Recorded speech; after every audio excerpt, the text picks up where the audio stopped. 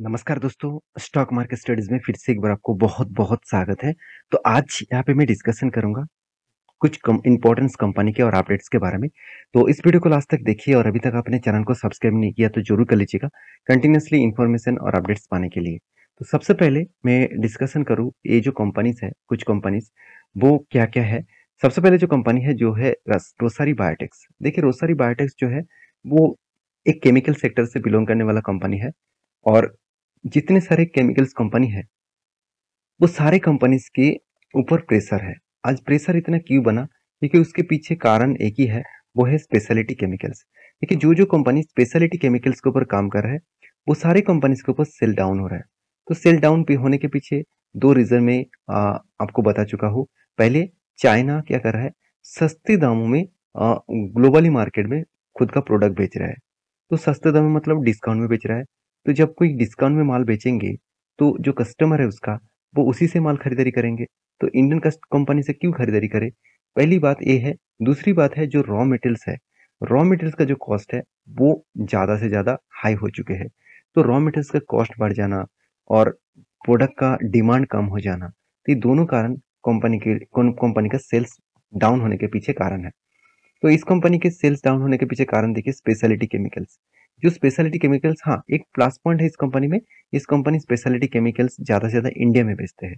फिर भी देखिए इंडिया में बेचे कि बाहर की कंट्री में बेचे, जो कस्टमर है वो तो हमेशा चाहेंगे ना कि सस्ते में मुझे माल मिले। तो सस्ते में मिलने के चक्कर में वो तो उस कंपनी को अवॉइड कर देंगे जो कंपनी ज़्यादा से ज़्यादा प्राइस में माल बेच रहा है। मान के चलिए एक प्रोडक्ट का मार्केट में जाकर देख रहे हैं कि 500 रुपया है और उसका कीमत आप 2-3 दुकान में जाकर सर्च किए तो वो 500 रुपया बताया और एक दुकान में बता रहा है कि मैं 450 में देने के लिए तैयार हूँ। क्या आप क्या करेंगे? क्या 500 के रुपीज़ में प्रोडक्ट खरीदारी करेंगे कि 450 में? अगर प्रोडक्ट सेम टू सेम है और सस्ते में वो दे रहा है, कैसे दे रहा है वो अलग बात है। तो 450 में मिल रहा है तो वो वही दुकान में ज़्यादा से ज़्यादा भीड़ रहेंगे, वही दुकान में ज़्यादा से ज़्यादा प्रोडक्ट बेचा जाएगा। तो मेरे कहने का मतलब है जो कंपनीज़ स्पेशलिटी केमिकल्स के ऊपर काम कर रहे हैं उसके लिए अभी वीकनेस पॉइंट कंटिन्यू रहने वाले हैं। तो homes, personal care, textile, speciality chemicals, animals health और न्यूट्रिशन, इस तरीके से प्रोडक्ट के ऊपर रोसरी बायोटेक्स काम करते हैं। तो कंपनी बहुत छोटा है फिर भी कंपनी में एक दम है। क्या दम है मैं आपको बता दूं। कंपनी की एनुअल इनकम भी पॉजिटिव में है और डेप्थ ना के बराबर है। हाथ में कैश भी है और उसके साथ साथ कंपनी का पी रेशियो मुझे हाई लगा। कितना हाई है मैं एक बार आपको मेंशन कर दूं तो ध्यान दीजिएगा। पी रेशियो मेरे हिसाब से अभी भी हाई है क्योंकि कंपनी का P ratio, medium P ratio कितना है 53। तो उस हिसाब से देखा है तो कंपनी का पी रेशियो तो कम है, मतलब अंडर वैल्यूड है। फिर भी कोविड के टाइम में इसका पी रेशियो कहाँ पे था? इसका पी रेशियो था 15 के आसपास। उसके बाद देखिए इस कंपनी ने किस तरीके से जर्नी किया। तो मेरे हिसाब से यहाँ पे जिस तरीके से प्रेशर क्रिएट हुआ, जिस तरीके से करेक्शन देखने को मिला है, वो लेवल्स यहाँ तक इस कोविड के रेंज तक आ सकते हैं। तो अंडर 20 से 15 से 20 रुपीज के आसपास आ सकते हैं। देखिए आएगा कि नहीं आएगा वो अलग बात है। एक्चुअली देखा जाए तो एक टाइम आ ही चुके थे 30 के पी रेशियो के आसपास। अभी धीरे धीरे करके वो रिकवरी भी कर रहा है। अभी इस कंपनी के क्वार्टरली रिजल्ट है जो, उसके बारे में बात करूँ तो ध्यान दीजिएगा। कंपनी का सेल्स पिछले सालों के जून मंथ में 435 करोड़ था और इस बार वो बन चुके 411 करोड़। और पिछले मार्च में और देखिए दिसंबर में, मतलब कंपनी जून क्वार्टर और सितंबर क्वार्टर तक ठीक ठाक परफॉर्मेंस कर रहा था। उसके बाद देखिए हालत खराब होना स्टार्ट हो गया। तो कंपनी का कंटिन्यूसली सेल डाउन हो गया और उसके बाद एक्सपेंस भी कम हुआ। उसके बाद देखिए नेट प्रॉफिट, देखिए नेट प्रॉफिट के बारे में बात करूँ तो सेम टू सेम है क्योंकि कंपनी एक्सपेंस को कंट्रोल कर पाया। तो एक्सपेंस को कंट्रोल किया इसीलिए कंपनी का net profit same to same figure out में देखने को मिला है। तो ओवरऑल कंपनी के ऊपर प्रेशर तो है, फिर भी कंपनी का मैनेजमेंट अच्छी तरीके से कंपनी को मैनेज कर रहा है। जैसे दो पॉइंट्स आपके साथ शेयर करने से आपको पता चल जाएगा इसका मैनेजमेंट कितना स्ट्रांग है। पहली बात देखिए रिजर्व अच्छा खासा ग्रोथ हो रहा है, कंटिन्यूसली ग्रोथ हो रहा है। कर्जा इस बार कंपनी ज्यादा लिया, कितना 74 करोड़। जो पिछला बार 8 करोड़ का था उससे पहले कंपनी का 0 करोड़ कर्जा था। तो कंपनी के बोरिंग्स के बारे में बात करें तो कंपनी कर्जा कहाँ पे लिया? दो तरीके से कर्जा लिया गया, एक लॉन्ग टर्म के लिए, एक शॉर्ट टर्म के लिए। और तीसरी बात कंपनी की जो लायबिलिटी है, लायबिलिटी में ट्रेड जो पेबल्स है उसमें कितना पैसा देना पड़ेगा वो देखना बहुत इंपॉर्टेंट है।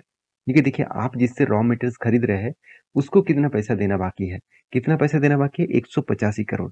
उस हिसाब से प्रॉफिट कितना हुआ? क्वार्टरली प्रॉफिट हुआ करीबन 29 करोड़ और साल भर में कितना है? साल भर में 188 करोड़। तो इसका मतलब कंपनी की जो अभी भी ड्यूज है, उस ड्यूज को पेमेंट करने के लिए कंपनी को तो पैसे की जरूरत है, शायद इसलिए कंपनी ने कर्जा लिया। कंपनी का फिक्स एसेट के बारे में बात करूँ तो एसेट भी अच्छा खासा है। तो अगर कंपनी में कोई दिक्कत आए, कोई प्रॉब्लम्स आए, तो सेल्स और भी डाउन हो गया, तो कंपनी खुद के एसेट को बेचकर पैसा बाहर कर सकते हैं। उस पैसे से वो खुद का पेमेंट कर सकते हैं। तो कंपनी के देखिए कैपिटल वर्किंग इन प्रोसेस में 16 करोड़ दिखा रहा है। इसका मतलब 16 करोड़ में कंपनी पैसा फंसा कर रखा। वो पैसा डायरेक्टली आपको यहाँ पे फिक्स एसेट में दिखेगा। तो कंपनीज के इन्वेस्टर के बारे में बात करूँ तो ध्यान दीजिएगा। एफएस ने क्या किया? 4% से होल्डिंग्स को बढ़ाकर 6% किया। डीएस ने 15% को होल्डिंग को बढ़ाकर 17% किया। पब्लिक के पास उतने होल्डिंग्स है और प्रोमोटर के पास भी सेम टू सेम होल्डिंग्स है। तो ओवरऑल इस कंपनी के अगर मैं बारे में बात करूँ, चार्ट पैटर्न्स के बारे में बात करूँ, तो मैंने 2 ट्रेड आपको मेंशन किया था। पहली ट्रेड क्या था?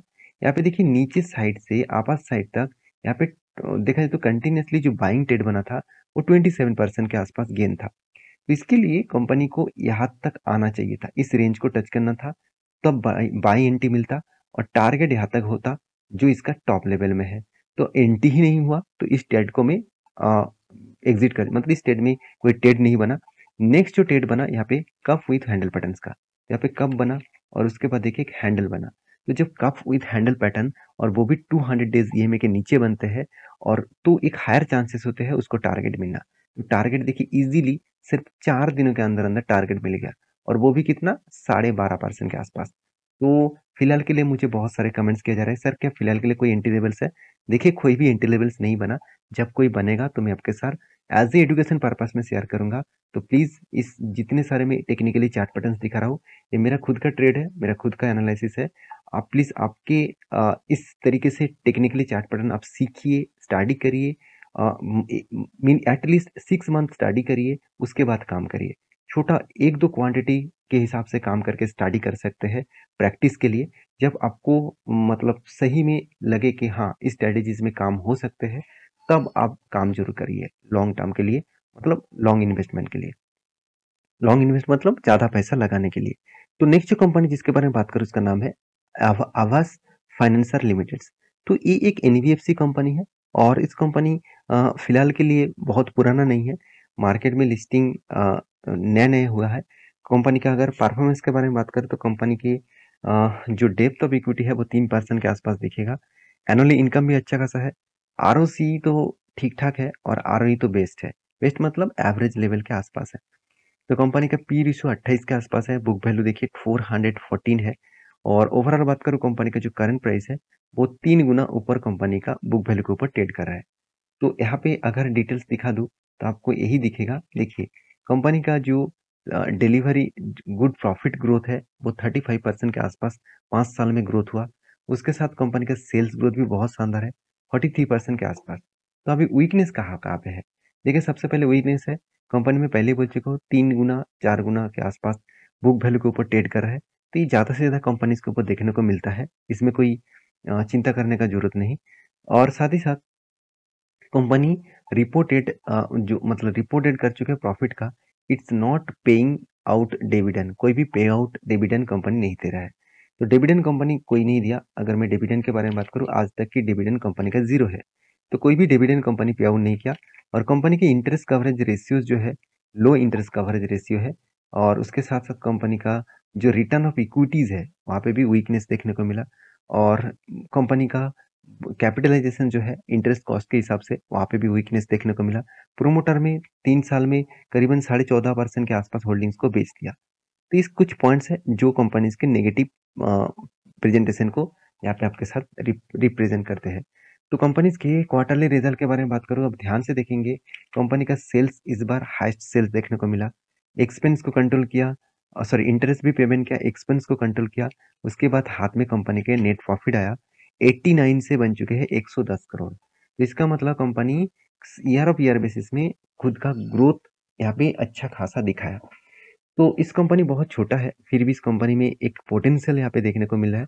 कंपनी का ईयर ऑफ ईयर बेसिस में तो अच्छा खासा कंटिन्यूसली कंपनी प्रॉफिट को मेंटेन कर रहा है। सेल्स ग्रोथ भी ठीक है, प्रॉफिट ग्रोथ भी ठीक है। रिटर्न ऑफ इक्विटी जो 15% के ऊपर होना चाहिए था, यहाँ पे 13-14% है। कोई बात नहीं, फिर भी फाइनेंस कंपनी है। 2 पॉइंट्स मुझे हमेशा देखना चाहिए, वो क्या है? रिज़र्व, सॉरी, रिज़र्व पहले देखिए, रिज़र्व बढ़ते जा रहा है, उसके साथ-साथ बोरिंग्स।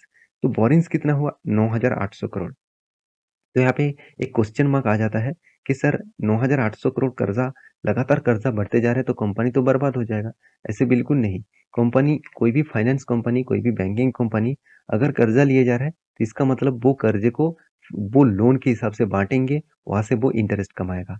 तो जितना कर्जा लेंगे, मतलब जितना उसको लोन मिलेगा, वो ही जो जितना इसको कर्जा मिलेगा, वही बैंकिंग सेक्टर और फाइनेंस सेक्टर के लिए एक बिग प्लस पॉइंट है। तो मेरे हिसाब से इस कंपनी का हर पैरामीटर्स तो पॉजिटिव में देखने को मिला। कुछ पॉइंट्स वीकनेस है, मैं ये नहीं कहूंगा। तो एफ के बारे में बात करूँ तो एफ ने होल्डिंग्स को कंटिन्यू करा, और डीएस ने भी होल्डिंग को इंक्रीज किया, पब्लिक ने भी होल्डिंग को इंक्रीज किया, प्रोमोटर ने छोटा मोटा स्टेक यहाँ पे क्या क्या बेचा था, पहले बेचा था, आज उन्होंने कोई भी स्टेक नहीं बेचा। तो ओवरऑल इस कंपनी के चार्ट पैटर्न्स के बारे में बात करें तो मैंने एक ट्रेड आपको मेंशन किया था, वो ट्रेड यहाँ पे बना, ध्यान दीजिएगा, यहाँ पे क्या बना, यहाँ पे एक कप बना, उसके बाद 2 बार हैंडल क्रिएट हुआ और इसको ब्रेकआउट यहाँ पे किया और उसके बाद कंफर्मेशन भी इस कैंडल ने कर दिया।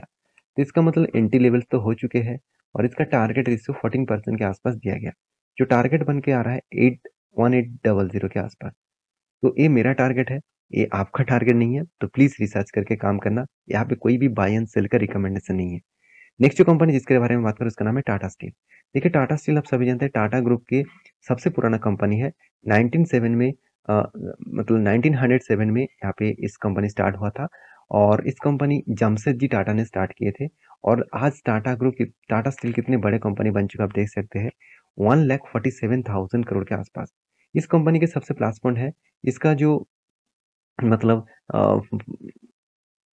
एक ब्लॉकचेन के माध्यम से इस कंपनी काम कर रहा है और कंपनी का जो प्रोडक्ट है, मैं पहले भी एक वीडियो बना के आपको बता था कि इसका जो लीज है जितने सारे माइनिंग्स का, और आयरन ऑरी इसका मेन प्रोडक्ट है जिसके माध्यम से स्टील बनाए जाते हैं।